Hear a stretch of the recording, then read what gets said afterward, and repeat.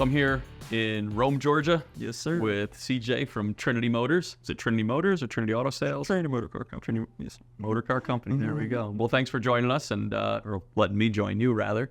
Yes. I appreciate you using Dealer Club, and really just wanted to chat about, how it's been going, how you think the platform's been working so far, where it's a fit in your organization. Love to learn more about your operation here. It's a beautiful facility and a lot of really nice cars on the ground. So Thank you. yeah, whatever you can tell us about yourself and Trinity, I guess.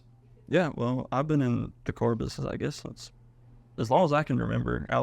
Before I was in school, or during school. But then my dad, he had a car dealership, and then he went to work for somebody else, and now he's back in business. We've been in business here, I think, like 8 years.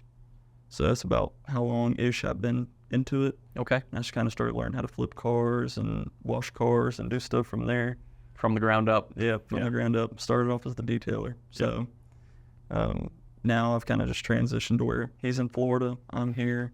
So I'm doing most of the operation. But a little bit about our operation, I guess, is, of course, we got detail, we got recon, we got paint and body, mechanics, pretty much everything. Okay. And like we were just speaking a minute before this, more of trying to buy cars that need less recon would be the best for us.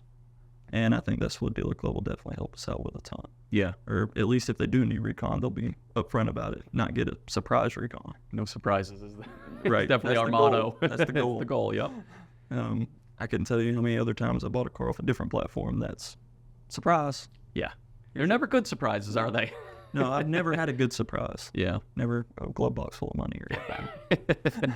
Not yet. No, not yet. Maybe one day. Yeah. So at Trinity, how many cars are on the ground? How many you sell in a month? Right now, I think our inventory is at like 97. Okay. Selling 50, 60-ish a month. We're trying to get back to that 100 mark where we were before. Yep. I know everybody likes to talk about the past, but that's what we're trying to get back up to, slowly but surely. Yeah. I think the market's in a big rotation anyways right now. It is. Definitely, I think, with the election. Yep.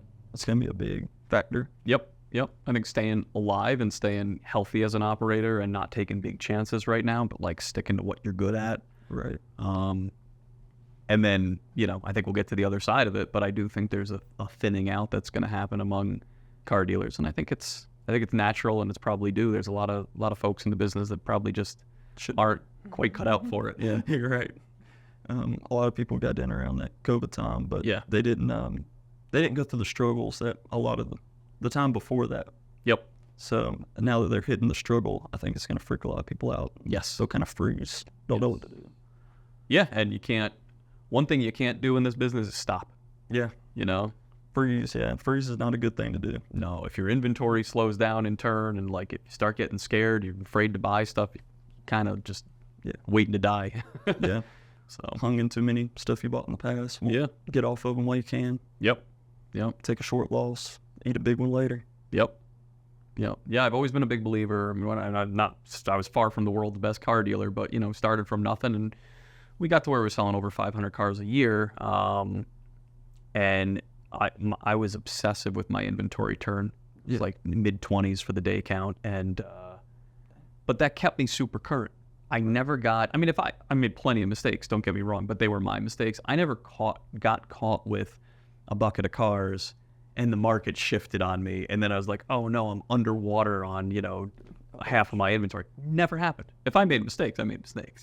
I bought it wrong. The money's made or lost in the buy is something I firmly believe.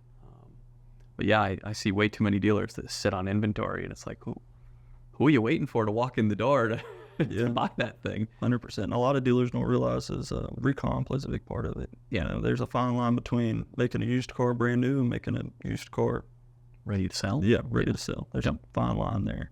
A lot of people get it twisted.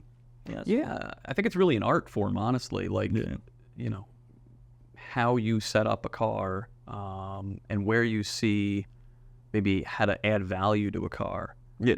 And a lot of guys just don't. They just don't have, that eye for things. You can learn it, but I think where you learn is living in wholesale land and growing up the way you did. Yeah, trial and error. Yeah. And it's not cheap. No, the mistakes. Yep. Yep. You just got to win more than you lose, I guess. That's Yeah, that's part right. of the game. And keep pushing forward. Yeah. Yeah, keep moving. So I'm curious, how did you find out about Dealer Club? Through Facebook, actually. Okay. I saw your post and Serena's post about it. Yep. And then I started the sign up thing, and then I kind of forgot about it in the back of my head. Then I saw it again, so I'm like, okay, I'm just going to do it. Yeah. And got signed up. It was seamless. We got signed up, joined in, and just started buying some stuff. Yeah. Some from people I already knew, some I didn't, but overall it's been good experience so far. Okay. Okay. Any of them in particular that have been particularly good experiences, or anything maybe? And this is not meant to be. I mean, I know I'm from Dealer Club, but Right. I really want to hear the good and the bad. I got nothing to hide. We're in our second month, so if there's things that you'd want to see different, happy to have you air that. Or if there's things that you think are working well about the platform, would love to talk about that too. Yeah, I think how you're doing is probably the way to go. I couldn't really honestly think of anything else I don't think you can do on your end to make it better. I think it's Okay. exactly what you designed it to be. Okay. Yeah. I mean, our goal is to build a reputation-based platform Right. where it's truly transparent. You can see who is bringing that car to market. They have an opportunity to describe that car how they want, and you have the opportunity to rate them based on it. I'm a big believer that describing a car is actually a subjective thing. I mean, there's data and there's science, but there's also just an art form to it, and Definitely. we're still selling, you know? Definitely. And I guess just going back to the recon thing too is, you definitely, when you look at a car, you add it up in your head, this is going to cost that much, this is going to cost that much. It's a math game too. I'm Yeah. not good at math, but I use my little calculator, and try my best. Yep. That's all I can do.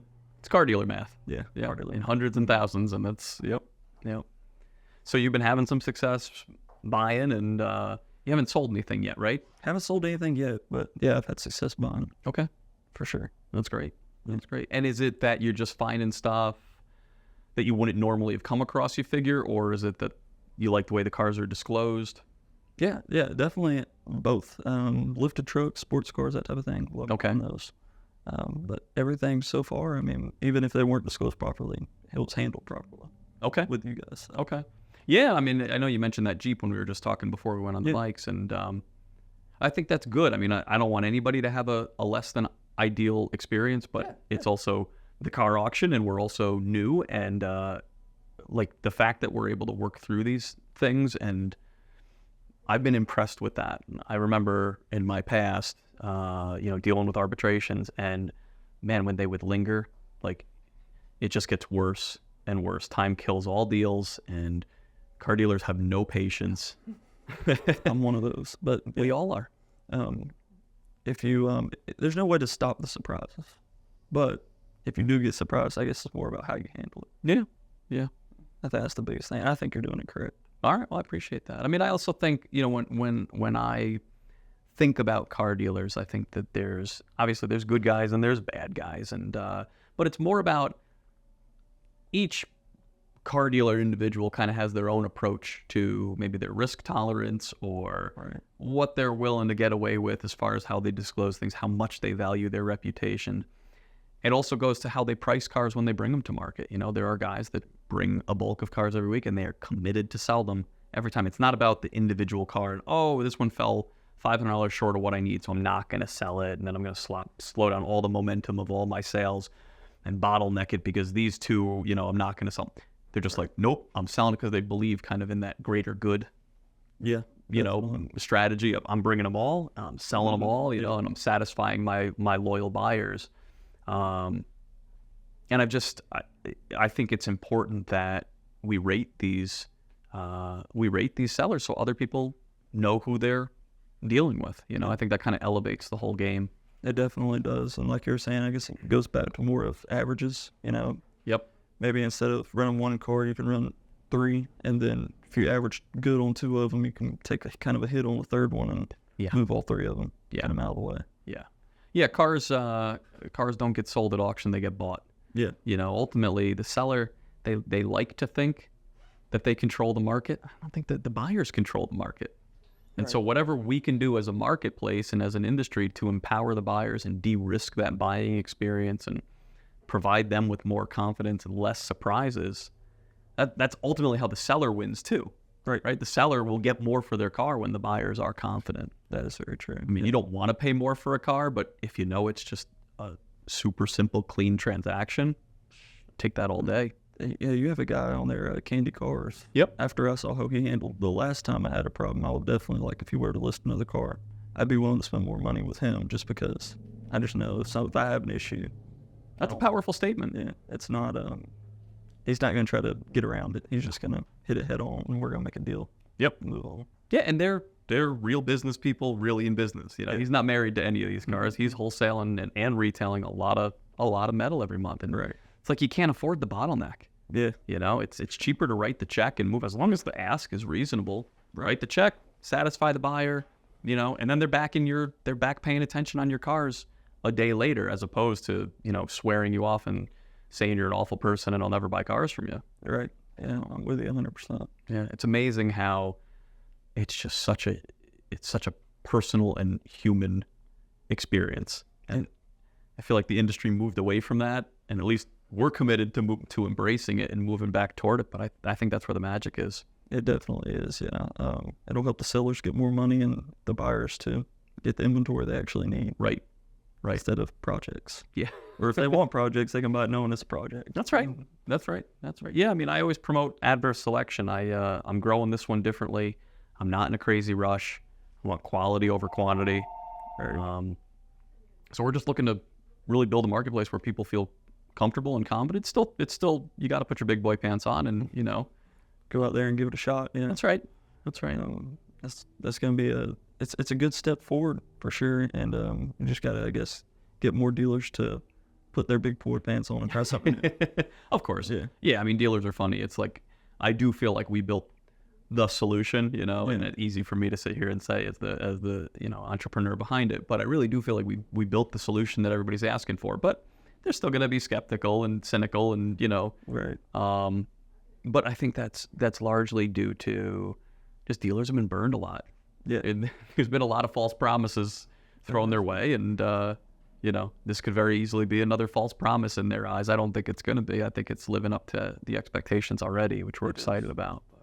The thing is that a lot of people don't realize, you know, you're not going to know until you try. So you just got to give it a shot. Yep. And I think if they do give it a shot, they just buy one car. I think that they'll realize the difference. Yeah. Definitely. Yeah. Well, they know they're buying through my platform, and they know they're buying from that face of the person that, you know, that they can see, and there's ratings attached to it. That should de-risk it pretty good for them. Yeah. And going back to Candy Cars, you can see, like, I think he's your top seller. If I'm not mistaken. Yeah. Yep. So if he runs a car, I can just tell you just off watching the auction that his stuff's more likely to sell. It is. If he runs a car, there's going to be multiple people on the car. Yeah, and that's what he told me literally day one. He goes, I'm going all in on this. Mm-hmm. I want to build a reputation before anybody else does this. I can't say no to that, you know, but he's really done it, and he's really embraced that. And you're right. I mean, he's got an audience that he's cultivated in a month. Yeah. How long would that take at a physical auction to go and try a long time? Yeah. Years, probably. Yeah. I mean, to go out there and just keep running cars and keep selling them cheap, losing money because you don't have an audience. Right. It's a lot faster this way. Yeah. You know, people can see your reputation right there. Yep. They don't have to go ask around and poke around. They know. Yeah, I mean, geez, I remember the physical auctions. I've been going since I was a teenager, and it's all tribal knowledge. Yeah. You know, you had to learn from mistakes of like, or like tribal wisdom. You know, people would tell you, "Oh, stay away from that guy." You know, like he's a snake, and it's like, geez, that's. But if you didn't have that conversation, you wouldn't know. It's still that way. I'm sure. Yeah, everybody's like, "Don't buy that one. Don't buy from that guy up there." Right. Or people might be like, "That's a good guy," and then you'll buy from him. It's iffy, you know. Yeah, like, and that's why too. Like, I would go to the same 2, maybe 3 auctions a week. Yeah. And I wouldn't really venture out of my circle because it was scary to like, what am I going to go get on a plane and fly somewhere where I don't know anybody? Right. And have to deal with making those mistakes? Like, yeah, because it's frightening. I mean, whether people want to admit it or not, if you go to a local auction, there's favorites, you know. So, absolutely. You take a risk anytime you buy at a new place that there's going to be a favorite there. But that's one thing I really like about your platform is I don't feel like there was. You know, no, there's no way for there to really be like a new sucker, you know. Yeah. Like I agree with you, but you're right at the auctions, and I personally kind of liked that about the auctions. It's like it was survival of the fittest, but it was a a little more harsh than it needed to be, but definitely sellers play favoritism, auctioneers play favoritism. It's okay, I guess, but Yeah. but it's, I bet you that there's a lot of people in this industry that just don't even really realize that. They either do all their buying online, which is not necessarily wrong, Right. or they just go to these auctions and they just don't even, they haven't, kind of been like steeped in it long enough to really know How it works Yeah. in the back end. Yep. Yeah. But like I said, one thing about your auction, I can definitely tell anytime that I've had an issue and I've came to you all with that issue, it's always been 100% resolved. So Perfect. even your biggest seller had an issue with one of his. I didn't feel like there was any favoritism or anything like that. It was just, that's how it is. Yeah, I It mean, if worked out anything, between us. and he's been super focused on keeping the buyers happy. I mean, I'm not having to coach him on that. I don't think any of us are. Like, that's his primary focus is to build a great following. Yeah, he does a great job. Yeah. Yeah, for sure. Yeah, I'm gonna start getting on there and doing some trades and just some pieces that we've had sitting and stuff like that, and see if I can get some bids on, try to move them. Yeah. Yeah. I mean, we got more and more dealers signing up every day. We got a lot of momentum. So yes, it's still early on, but it's all trending in the right direction. And And I think I'm gonna take that route like he is. I mean, I know he's selling them kind of cheap right now just to build that reputation. I'm probably just gonna have to do that. yeah, yes and no. I mean, part of his, some of them are cheap. Some of them are doing, I think, plenty. But I've seen those. yeah. And some of the stuff, it's where those cars are at in the world. They're New York cars, Carfax cars, previous Canadian cars. That works against top line value if you're trying to benchmark it. But yeah, you guys have nice stuff down here. It's worth more. That's what I was telling you too. Like, you start putting these Georgia trucks, and I mean, the buyers up north, and that's what I like associate with as being a used car dealer focused on primarily trucks and Jeeps. Right. In upstate New York, and like the rust that we would deal with. You give me easy access to buy something from down south, like lights out. It's such an amazing opportunity. People up north still like crawl under them and do that whole thing. You got no choice. Oh God, yeah. Oh yeah. That'd be a hard sell. Yeah. In In the snow, we go to the auction and crawl on them until they told us, for OSHA purposes and safety, then we couldn't crawl under them. It's like, well, how am I supposed to buy this thing if I can't lay underneath it? I wouldn't. Yeah. I won't even do that down here, much less up there. Yeah. It's funny, even down here, people at the auction, they're all up under them trucks and Jeeps. Nothing to hide. No. Might be a little mud on it, but The buyers here are scared of mud. You'd be surprised, yeah. They think it's rust. oh, We get a little something under there, like, oh, that's rusty. it's mud. Yeah. That's funny. Yeah. So, yeah, it's different worlds. For sure. Yeah. Yeah. It's amazing. It's only, 800 miles, 500 miles, whatever it is. It makes a difference though. It definitely does. But that's all opportunity. It's an imperfect marketplace when you look at wholesale across the country, and that creates opportunity for all of us. Right. It definitely does. I think, like you were talking about, I think there's going to be a big opportunity for the people down south with their Jeeps and trucks to start getting them to the people up north. Yeah.